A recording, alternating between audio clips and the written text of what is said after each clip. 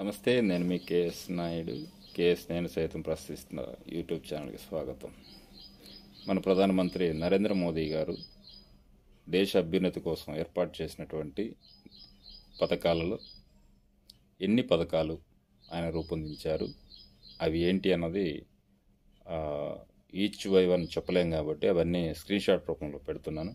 చూసి నోట్ చేసుకోండి, సేవ్ చేసుకోండి. Thank you.